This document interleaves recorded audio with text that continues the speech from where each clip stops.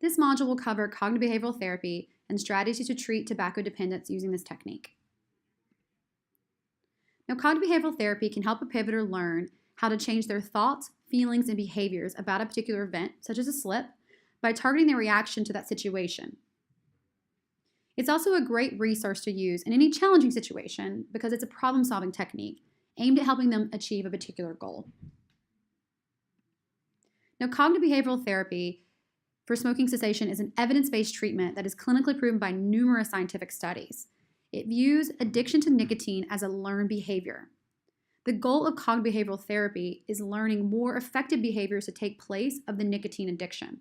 So let's look at an example here that's related to smoking. So let's say a pivoter has an urge to smoke, possibly due to a trigger or some other form of coping. So they may say, I made it through the first few days without smoking, but then I totally cracked yesterday.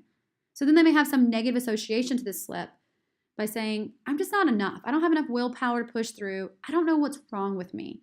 And this may lead to a negative consequence. And so instead of slipping, they may actually have a full relapse and just say, I just feel like giving up. Clearly, I don't have what it takes. So what can we do here as coaches in this situation? Well, the first thing we can do is always normalize.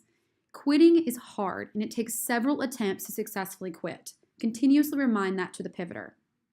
You can also work on bringing the pivoter back to an appreciative framework by focusing on where or what elements of success was in their previous quit attempt or their practice quit. At Pivot, we celebrate all small wins. Lastly, you can also examine unhelpful thought patterns. Now, as we all know, negative thinking can lower one's self-confidence and can really get in the way of our progression, particularly if someone's quitting. Knowing unhelpful thought patterns can help individuals identify their own automatic responses and help them discover thought patterns that maybe hinder them from actually quitting successfully. Once an individual has identified their thought patterns, they can begin to evaluate and challenge unhelpful thoughts through a process called cognitive restructuring. Now, two common cognitive restructuring strategies are replacing the thoughts with a new thought or perspective and weighing the evidence for and against. So let's look at how we can positively frame a few examples here. A pivoter may say, I quit for 3 weeks, but started smoking again, so it really doesn't count. Again here, normalizing that quitting is hard and also celebrating that they made it 3 weeks and that every attempt to quit is leading them to that successful quit. Another pivoter might say, I've been smoking for 30 years. I don't know what the big deal is. I've already ruined my life anyway. There's no need for me to quit. Again, remind them that quitting at any age can have a drastic improvement on their quality of life and health, and it's really just never too late to quit.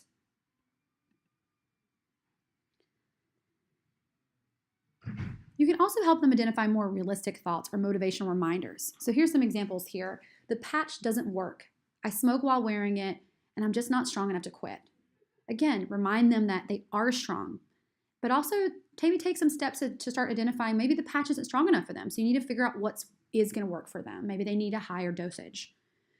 They also might say, I always fail when I quit. Again, normalizing here, but reminding them that every failed attempt at quitting is a learned opportunity. And remind them the reasons why they wanted to be here in the first place. Now, it's also important to note here that we need to understand the function smoking plays to a pivoter so they can identify similar behavior that serves that same function. So let's say, for example, if a pivoter is smoking to reduce their stress, the pivoter would need to replace smoking with another behavior that provides that same stress relief. Now, another technique we haven't described here, but we're going to describe later, is mindful training. This will be described in Strategy 4.